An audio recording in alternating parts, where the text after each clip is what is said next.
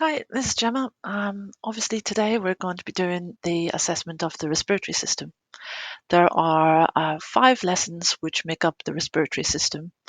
Then you've got a little bit of homework to do, and then we will be doing a simulation of the respiratory system upcoming. So today, what I'm going to do with you is, first of all, we're just going to talk a little bit about the anatomy, see if you remember where everything is in relation to the respiratory system. Then we are going to look at the end bed assessment, respiratory specific. We're going to look at what kind of questions you might ask in the history taking, not all the mnemonics again, but respiratory specific, what things you're getting at here, red flags of the respiratory system, and let me look at my notes. Special cases. So special cases are pneumonia and PE. Then we're going to look at the patients who are at higher risk, and then I'll sign off with a little bit of homework for you guys to do. Um, this is lesson 1 out of 5. So afterwards, you will be doing the enhanced assessment. So basically, this bit is just the first, say, 10 minutes when you're on scene with a patient, trying to work out if they're time critical or whether you've got the time to sit and go through an enhanced assessment with them. All right, so let's look at the aims and outcomes. So this covers the entire respiratory chapter. What I want you to do is to have a better understanding of the respiratory system. We do that by ensuring that you know landmarks and anatomy, the physiology of the respiratory system. So we're talking about mechanical ventilation, for example. We're going to look at the focused respiratory assessment in lesson 2, and that's also the framework that we will use when we're carrying out an respiratory assessment. All right, so first thing to do is going to be a little task. So what I want you to do is on the next slide, pause it and write down your answers to it. All right, the answers are going to be on the slide after that. So just remember to pause. Okay, so you're being asked to label the diagram. So pause me and work away at this.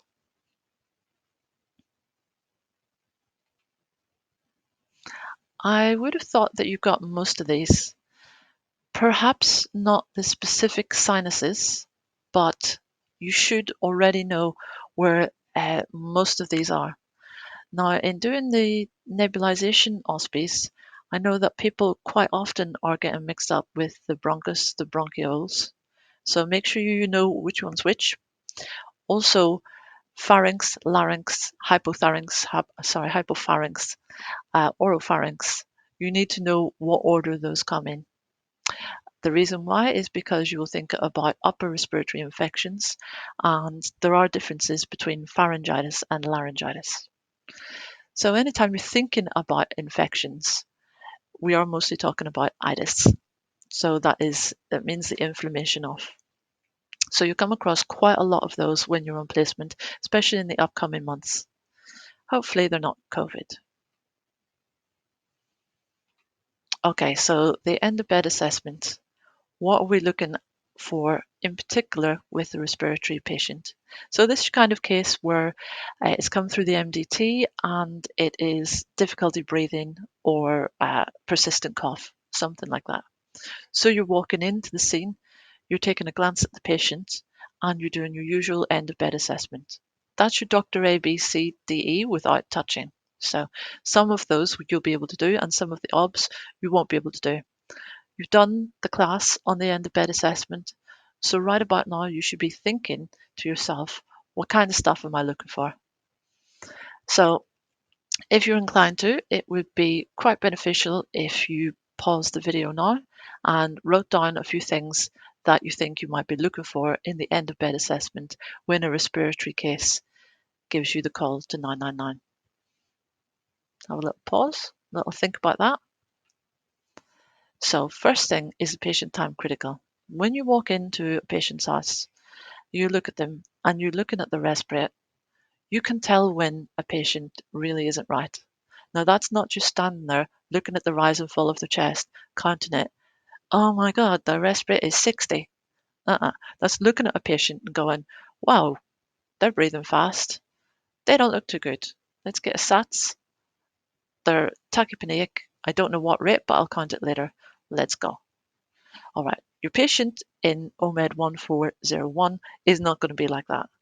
Doesn't mean that you don't need to talk about it, both in your simulation sessions and in the OSCE itself. So what makes a patient time critical? What signs and symptoms would you expect to see from the end of bed that will tell you that? So it's not just the rest rate, it's about the effort involved. It's about all the different use of muscles.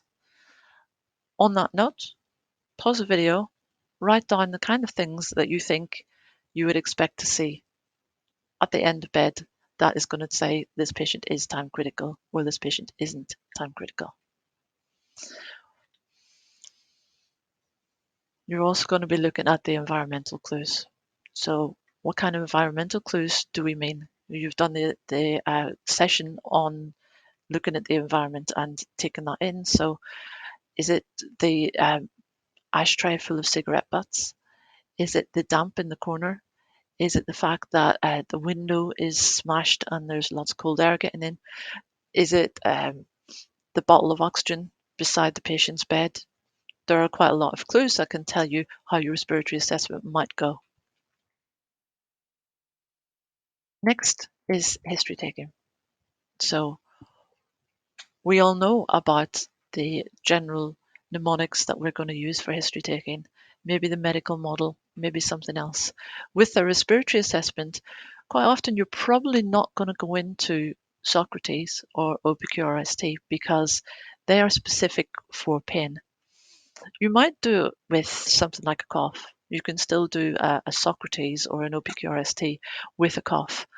If patients got an upper respiratory pain, by all means do it with a sore throat or something. But if patient is just complaining of breathing problems, I don't mean just as in lightly, I mean no pain, you might be better served to do a sample or a sampler or the favorite medical model to be more thorough.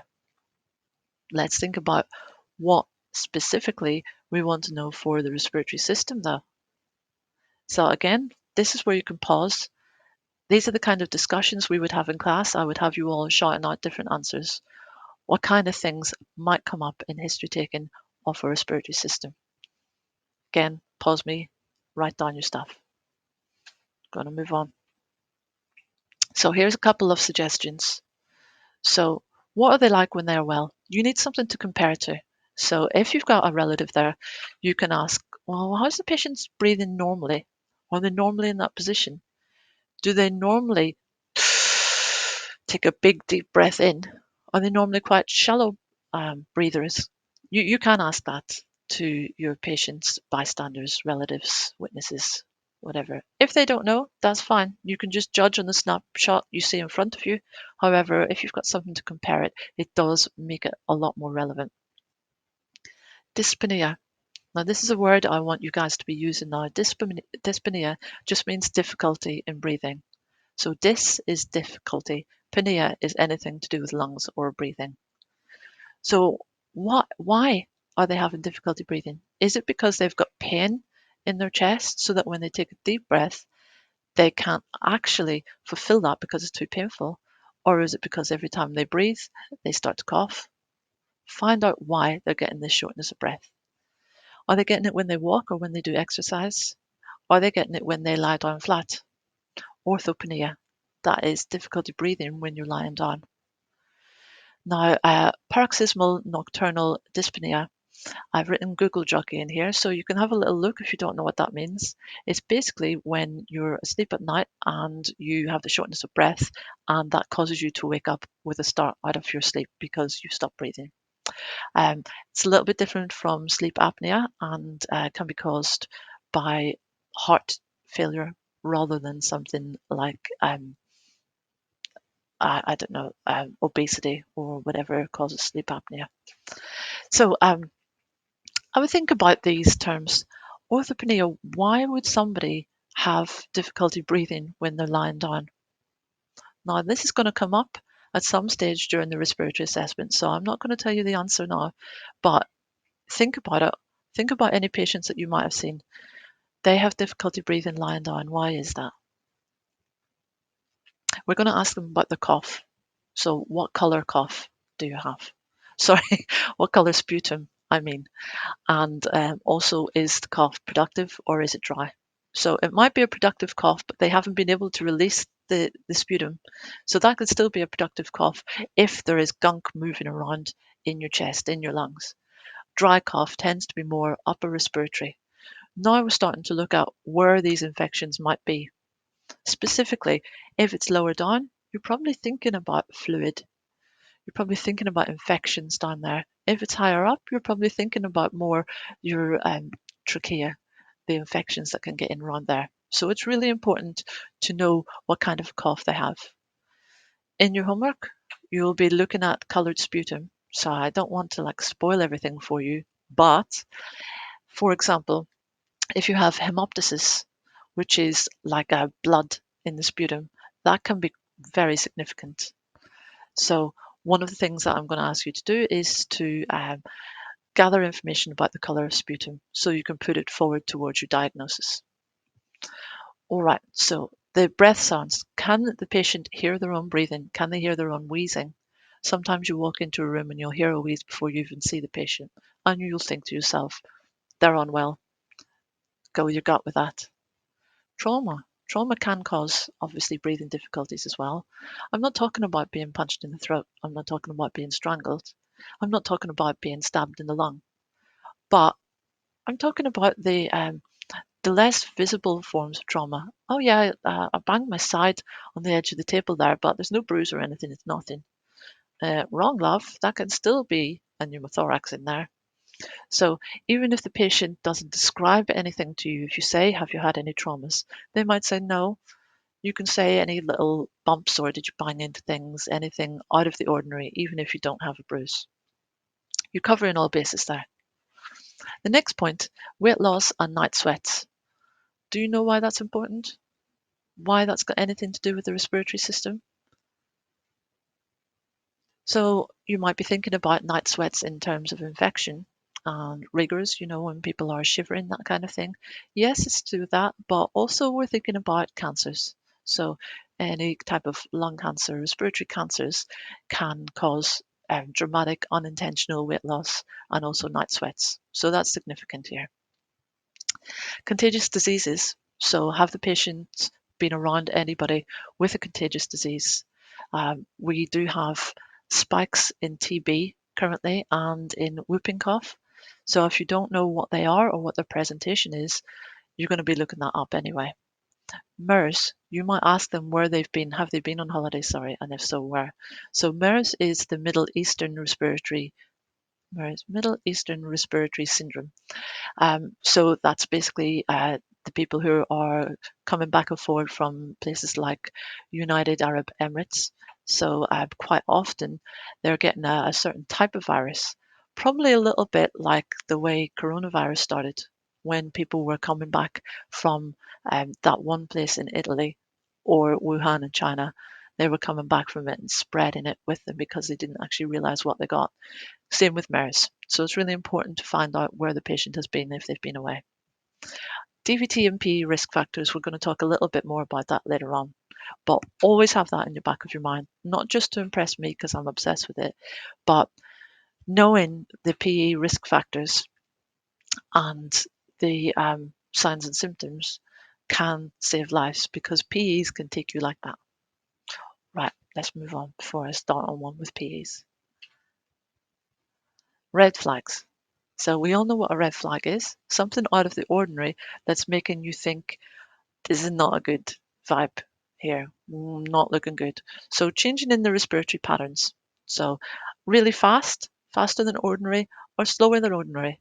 Now sometimes you can get people who are hyperventilating that will be having a respiratory rate of like 40 or whatever. You do your coaching, you try and get them to stop. Not stop breathing, stop hyperventilating. So you're trying to calm them down. One thing that I've said to some of you guys already, a good tip is the end tidal CO2. So with end tidal CO2, when you're measuring the CO2 that comes out of the mouth, you're looking at a waveform on the screen. So a normal CO2 waveform is a little bit like this. Duh, duh, duh, sh, duh, duh, duh. When it comes to a bronchospasm like asthma, you will see it like dun, dun, dun, dun, dun, dun, dun, shark fin. So it goes way up. So stick the CO2 on them, and you can see what are their SATs as well as what is their CO2 levels. Have a think about this. When a patient is having an asthma attack, do they retain CO2 or do they blow it off? When a patient is having a hyperventilation attack, do they retain CO2 or do they drop it off? So is the CO2 value going to be high or low? A normal CO2 value, make sure you know this as well in your normal values, is 4.6 to 6 kilopascals or 35 to 45 millimeters of mercury. So you're going to need to know your normal range so that when you measure their CO2, you can say, it's a little bit low. Why is it low? CO2 is going to become really important to you when you do your advanced airways as well. So always keep it in mind. Saturation tells you loads. Now, obviously, not if they're wearing nail varnish, not if they've got poor circulation, not if they're peripherally cyanosed, but just normal stats reading. So when you look at it on the screen, make sure that the bar, in the bar chart, is not fluctuating all around the place, because that means it's not on properly, it's not picking it up properly for whatever reason. So look at the SATs, keep looking at the SATs. Do you believe them? Chances are you probably do. So if there are something like 88, you might think, hold on, is she wearing nail varnish? Is he wearing nail varnish? Are they particularly cold? Let me change it on the finger. Let me change it around from like doing it like that to doing it like that. Let me put it on the toe if it's a child. Double check it. Obviously, you know this from your nebulization OSPE, but if they've got COPD, they might be expected to have a SATs of between 88 and 92 anyway. Some people know what their normal SATs are. A lot of this red flags are repeated from the nebulization OSPE. So use of accessory muscles, intercostal muscles, all the muscles around the neck and chest. Are they being overused? And what that indicates is that breathing is not feeling natural for somebody. You won't see my muscles moving when I'm breathing. It doesn't take me any effort to breathe. Yeah, I know, how great am I? But people who are having difficulty breathing does take a great effort. So you will see that increased use of all these muscles around your neck and shoulders. Anyone who's hypoxic can become strangely altered in mental state. I can remember a job I went to of a 13-year-old girl, and she was on go-kart, like in a go-kart track. She was wearing a scarf. Start of casualty. Well, the scarf only got caught in, is it the axle or something? I don't know. One of the wheel turny bits, the scarf got caught in that, and so she was being choked as she was going round. So we got her off the go-kart, got the scarf off her. It had like tied a ligature in her. But boy, this 13-year-old, she had like 6 of us on her, and she had like Incredible Hulk super strength. She could manage to get all of us off her because in her hypoxic mind, something was happening. She was in great danger, and she got the super strength from somewhere, I don't know. So only because we knew the mechanism of injury, we knew that this was hypoxia, making her in this strange altered mental state. But you might come across a patient who is acting really strange and nobody can explain it. Stick on their SATs, they're in the 80s, and you'll be like, yeah, hypoxic. That kid that Gemma went on the go-kart. You'll remember that, hopefully. If you can't clear the mucus, that's going to act as a foreign body obstruction. So that's going to make you even more ill. So sometimes people don't have the function, the ability to clear the mucus, but sometimes they're getting so exhausted, especially in an asthma attack, that they can't. They simply can't. Hoik! They can't get, I was going to say get it up, but that's, they can't get the mucus out of their lungs, and they'll become really tired. Now, this is very significant in children. We will do a pediatric specific chapter here, but with pediatrics and old people, you will notice them just getting really, really, really tired. Sorry, my dog wants it. Come on in. Come on. Good boy. Sorry about that. Yep, so exhaustion is massive red flag in the respiratory system. So Next thing, we're moving on to special cases. So I've got a couple for you, pneumonia and pulmonary embolism. You're going to know a lot more about pneumonia after you do the homework. But pneumonia is one of those things that a lot of people have it, and it can present as a chest infection or it can turn into sepsis. People can feel like they're drowning from pneumonia. The curb 65 is a red flag in itself. Now, this is mostly used in hospital because, as you can see here, we do not measure the blood urea. But we can have a little look at the other things that present in pneumonia, which are really massive red flags. So, confusion. Don't worry about the mental test score yet. It's basically asking people, giving people kind of like a quiz about things they should know. So, like a mini mental test.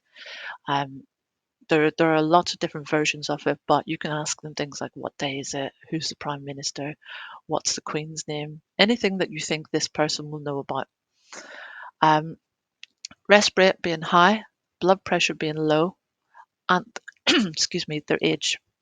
So with curb 65, we're looking at the over 65s as having a much higher risk of catching pneumonia. So as you can see in the bottom of this slide, their mortality goes up depending on the score. So you don't need to do curb 65 because you can't test urea, but just be aware of the fact that if they've got an altered mental state or they've got a high respiratory or low blood pressure alongside their age, that makes them a lot more likely to get a serious case of pneumonia rather than any pneumonia like a healthy person might have. So my favorite, PE. So hopefully you all know what a PE is. You have a blood clot. The blood clot normally forms in the deep veins, which is in the calves, for example. It becomes detached and floats around the bloodstream. Now, the place where it's most likely going to end up is in the pulmonary trunk. Because the pulmonary arteries are so big, that is quite likely where it lodges first. If it's small enough, it might get through the pulmonary system, it might go into the heart, causing a myocardial infarction, or it might go into the brain, causing a cerebral vascular accident, a CVA stroke. That is the blood clot. When the blood clot lodges in the lungs, that's pulmonary embolism. So there are a lot of red flags um, that are linked to PEs, but quite often they're too late.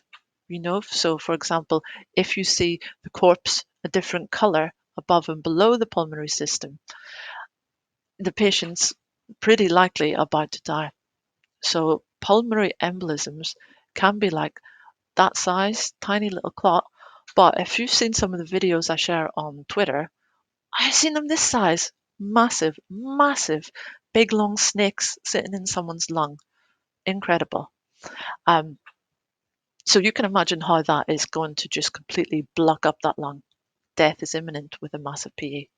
The only thing you can do for the massive PE is get them into surgery and get that out. Popping an aspirin ain't going to help at that stage. So it's best that we know who's at risk of getting a DVT so we can prevent them from getting a pulmonary embolism. So here are some of the risk factors that I've put together of patients who obviously are going to be more at risk of getting pulmonary embolism. So having had it in the past increases your likelihood. Cancer, pregnancy or surgery, any type of operation, like the 4 weeks after that. If you think about the healing process and how clots need to form so that healing can happen and scars occur. Long haul flights, now that goes in with the periods of immobility. So those people who are bedbound, or they might have had hip replacement and they're not moving much, or actually us lot, any of us that are now sitting at our desks for like 10 hours a day recording lectures or listening to lectures, we aren't moving very much. So make sure you keep doing your leg exercises. Um, recent recent? No, that's a spelling typo there. Sorry. So gastric operations within the last 4 weeks. Calf swelling, that's more something to look out for, a red flag, I'd say, than a risk factor. But if people are constantly getting swollen calves, I think I'd be thinking about PE. Have they been tried? Anytime it's sore or red around there, they don't necessarily have to have swelling. It could be just a little bit sore or red. I want you to also, while we're thinking about the DVT, is to think about what is the difference between DVT and cellulitis. Sorry about my throat. So the cellulitis can also look like a DVT, and it can be unilateral or bilateral, and it will be red, it will be hot, it will be sore. So you can quite often get them mixed up. If you're thinking, I think this is cellulitis, take a temperature, take the patient's core temperature and see whether that's up. If that is not up, then you can be thinking maybe it's not infection. So just bear PE in mind when someone says to you, I've got cellulitis. Just think, is it definitely cellulitis? Okay, some more things in there are the intravenous drug user, HIV positive patients, those in the oral contraceptive pill, and those who are obese. Oh, I've said to you before, don't curb your interest in these topics. If you're looking there and you're thinking to yourself, oh, why does the oral contraceptive pill increase your likelihood of having a PE? Go and look it up. Go and look it up. Find out what the drugs are made of and what they actually do to the clotting factors. COVID, my favorite again. So, coronavirus, the blood gets sticky in coronavirus plus patients. Sticky blood, more likely to clot. So, therefore, COVID patients are also at high risk of getting pulmonary embolism. Some groups are more at risk than others. So these are those who are more at risk. Again, the poor over 65s, the immunosuppressants, so those who are having cancer treatments perhaps, or HIV. Diabetics are more at risk, pregnant women, and those with chronic conditions, so both respiratory and anything to do with cardiac, liver, kidney, even neurological. There you go. So the moral of the story is always, always think about PEs. Now, the next thing that you're going to be doing is the enhanced assessment. So this is literally just your approach to the patient. So before you've taken OBS, before you've probably got a full account of what's happened, these are the things that I want you to be thinking about. We're going to do this when we do our simulation sessions on Wednesday and Friday for each group. I'm going to present you with some cases. You're going to have to work out the diagnostics. Now, in my simulation sessions, I've promised you that the OSCE won't be a patient who is time critical. In the simulation sessions, there might be a hint of it. You might say to me, all right, this patient is time critical. I'm not doing an enhanced assessment. I'll say, yeah, very good. You're absolutely right. But you're on a solo response unit and you've got half an hour wait for the crew to come. Go and do your enhanced assessment. So you're not getting out of it. But what I'm saying is, don't expect me to give you tiny little pharyngitis diagnosis in skills session just because I'm not going to give it to you in the OSPE. So the next slide is a little bit wrong. This is the homework that I'm going to get you to do, but I'll send you the table to fill in yourself. It's not going to be all of IPPA. We're going to look at some other things as well and some more conditions. If you've got the book Symptom Sorter, you might want to have a little look in that because that's pretty helpful at saying, right, I've got a dry cough. What might it be? And it gives you the answers of it's quite likely that it is, say, chest infection. It's less likely that it might be TB, and it's really unlikely that it might be MERS. So I'll send that to you separately. But for now, this session is done. Please carry on with the second session, which is the enhanced assessment. When you do that, I want you writing stuff down. I want you writing down what is clubbing. You'll probably remember what it is, but you probably won't remember why people get it. The fact that it means that they've got a respiratory issue or beta-2 use. So write it all down so that when we're in simulation and I quiz you, what's the significance of that? You can tell me. Yeah, of course, that means right heart failure. Fine, well done. All right, hopefully this has been a little bit enjoyable, a little bit informative, and I shall see you all very soon for our simulation. Bye.